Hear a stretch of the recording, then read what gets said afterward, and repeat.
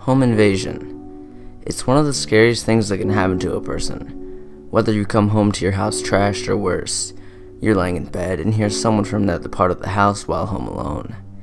It's truly terrifying and unimaginable unless you yourself have experienced such an experience. Number 1. Tonight I was sitting at home in my bachelor apartment after work, watching The Simpsons when someone knocked on my door. It was about 1 a.m., which meant I had no idea who it could be or why, so I answered. 3 men then pushed into my apartment, one with a gun, one with a crowbar, and the other unarmed. Their faces were mostly obscured, and they began to demand that I give them the pills. I don't have any pills. I only casually smoke marijuana, and have never had any real connections to anything harder than that. However, these guys didn't really care, and began trashing my apartment looking for the pills. Over the next 5 to 10 minutes, they trashed my place while intermittently threatening to shoot me in either the leg or the head. I tell them that they can take whatever they want, but I seriously don't have any pills for them. They're getting more and more agitated and aggressive, and start collecting things to take instead of the pills, such as my phone, my Xbox, my games, my laptop, an expensive bottle of rum, a jar of change, and my bank card. The guy with the crowbar strikes me in the ribs. He kind of cupped the end he hit me with his hand. It's hard to explain in text, but it didn't do any real damage. He then demanded that I write my pen on a piece of paper, which I do. Not my smartest decision, but I was under duress. Also, they stole pretty much all of my t-shirts to show that they were serious or something.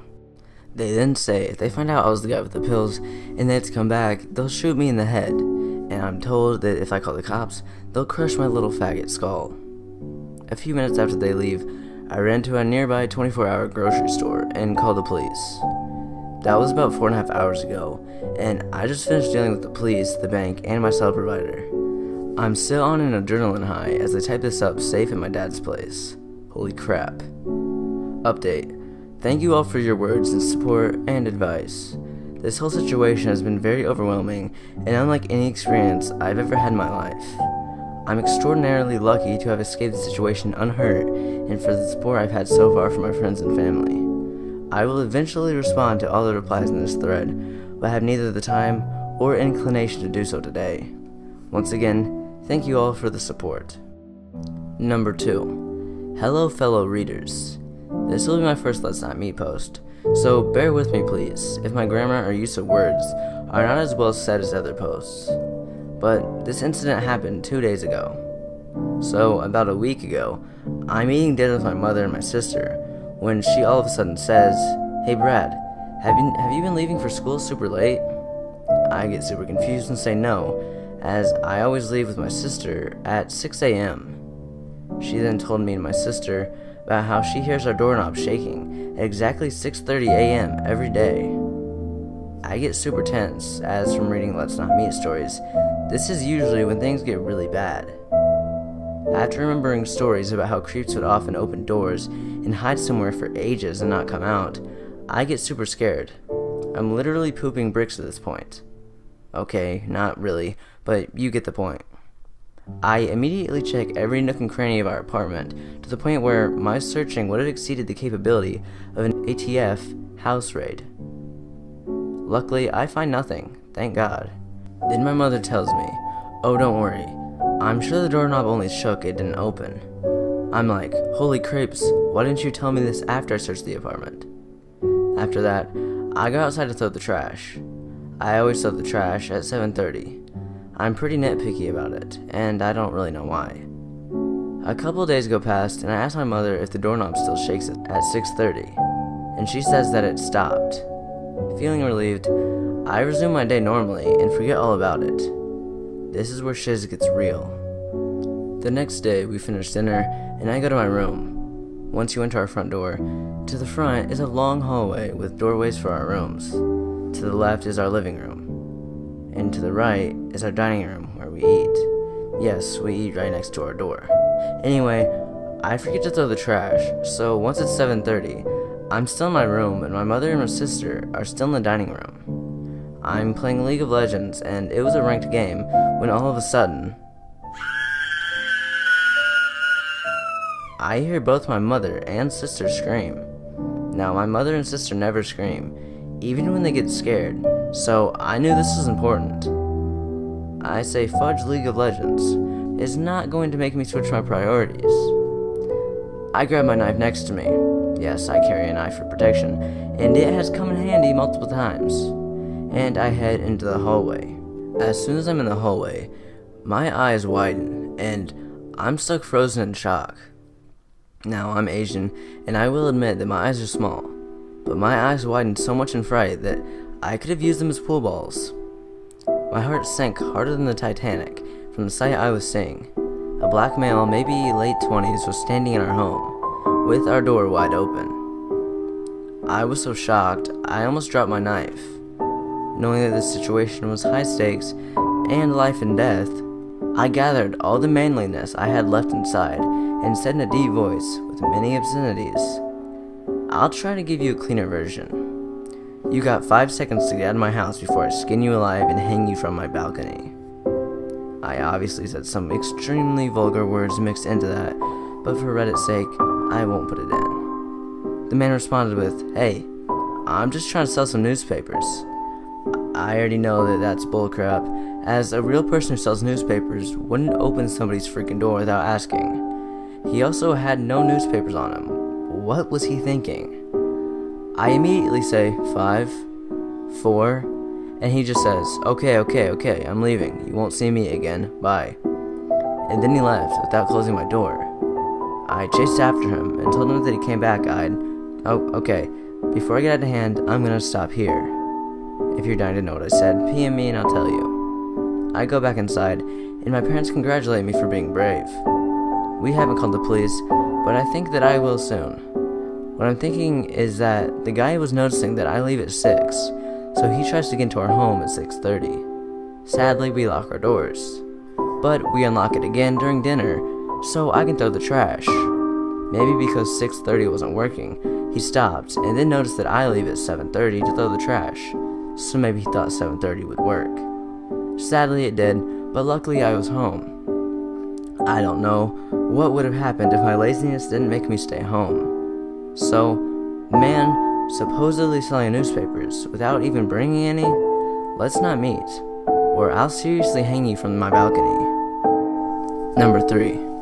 My husband occasionally hunted and had guns in our home. I was scared of guns because I had never been taught much about them. Through the years, anytime that my husband was going to be gone overnight, he would pull out a handgun and show me what to do in case I needed it for protection. I hoped that he would just hurry up and put it away. I was never going to need it. As our children became teenagers, I asked my husband to put gun locks on all the guns. You know, without the horror stories you hear about kids and guns. We had several arguments about the gun locks, but I finally won. The only time that the gun locks would be off was if my husband was going to be gone overnight, and I agreed to that. On August 2nd, 1997, my son Justin was supposed to be home at 12 a.m. At around 11:30, I called his phone to make sure he would be home on time because I was ready to go to bed. He was at a friend's home playing video games and asked to stay out until 1 a.m. I agreed, but told him he must be home by 1 a.m., no later. At 12:40 a.m., I heard the doorknob jiggle, so I got up and started towards the door thinking it was Justin. I had looked back at the clock because I thought, wow, he's home early. I stopped before I got to the door because I did not hear him set his alarm on his car, but I heard a loud noise. My door was kicked in and I heard someone scream, "Get down, ma'am," or "Lay down, ma'am." I was so scared that all I could think was to get into my bedroom where my husband Mike was sleeping. I ran screaming for my husband, and I made it to the bedroom and tried to close the door and hold it closed to keep the intruders out. It never closed all the way, but enough so they could not come through it. I was screaming as my husband ran over to the half-broken door, in half over my body. I don't remember if they shot through the door before it broke or after it broke, but I know that I took a 9mm bullet to the chest. We still do not know if Mike was shot once at this time because he doesn't remember. Mike began pushing them out of the bedroom, and I guess he was trying to push them out of our home. They were hitting him and fighting him because he was fighting for his life. I called 911 and told them our address and that we were being shot. I hung up the phone, and I could still hear them fighting in the living room. I thought about the gun that was within my reach. Thankfully, the gun lock was not on since Mike had been gone overnight the night before. I grabbed the gun and did what Mike had always showed me.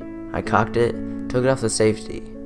I thought if I could run out and shoot, I'll shoot Mike.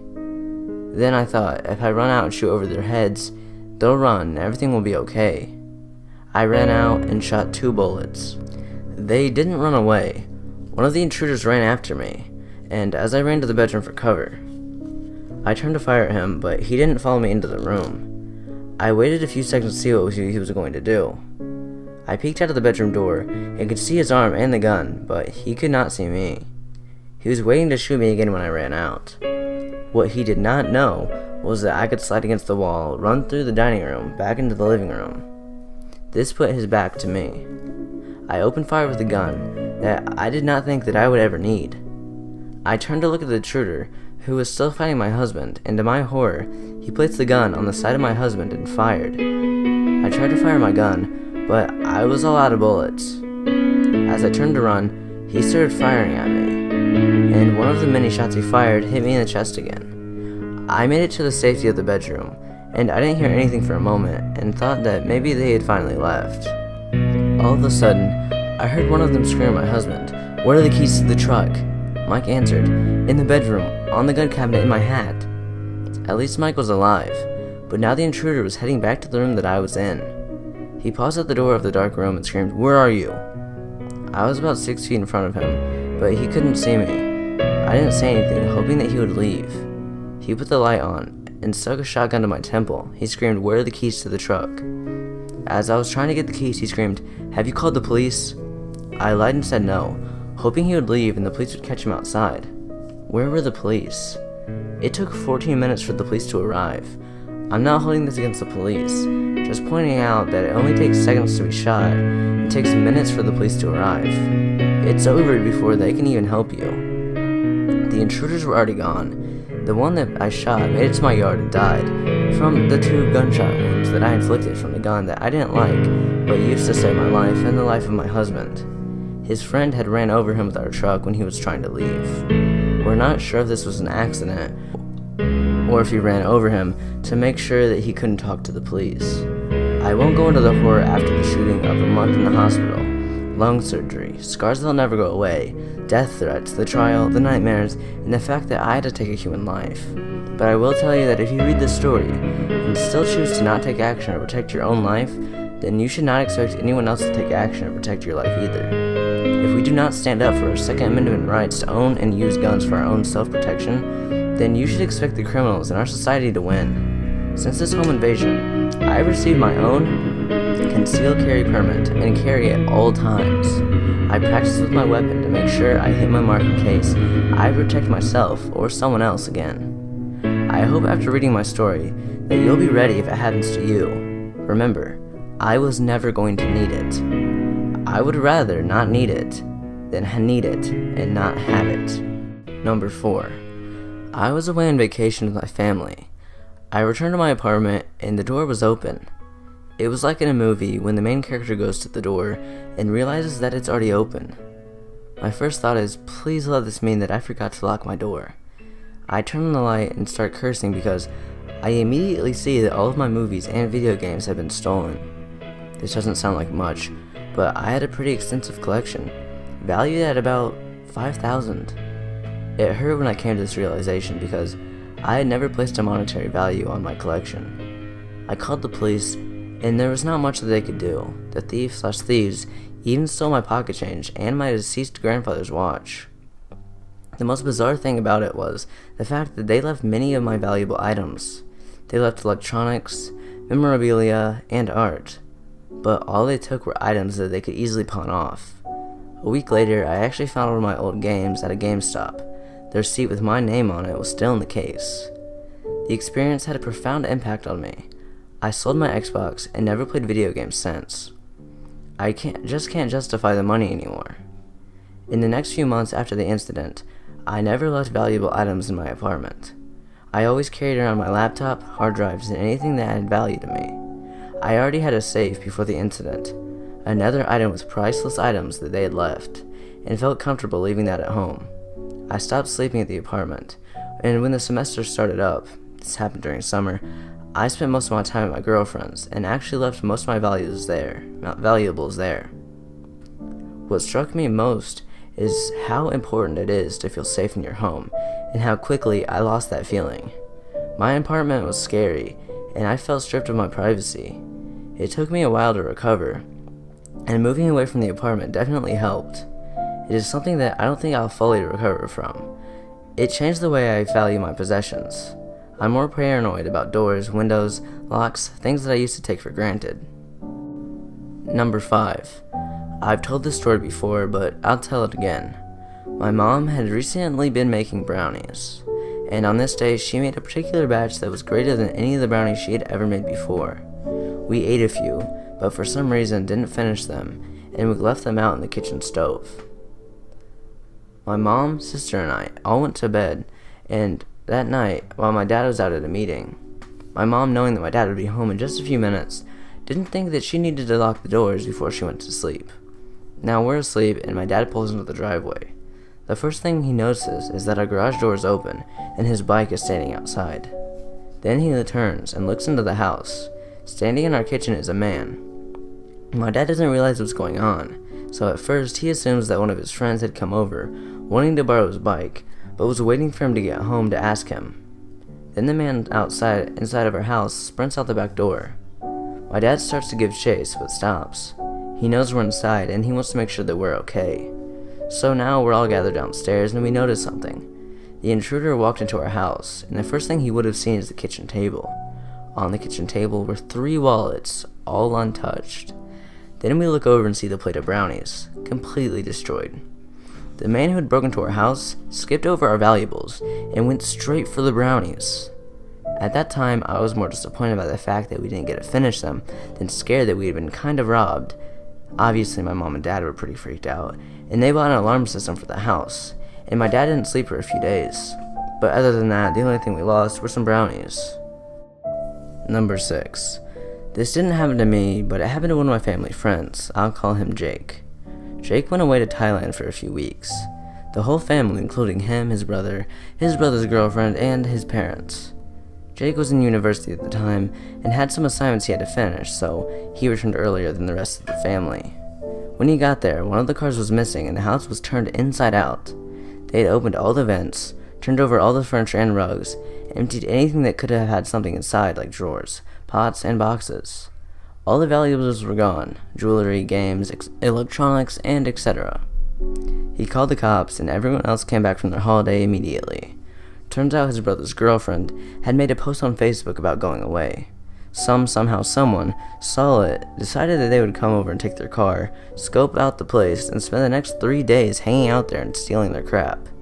Jake's parents are lawyers, so he had access to some kind of record that helped him find something to be able to help them find their location on Facebook. I don't know.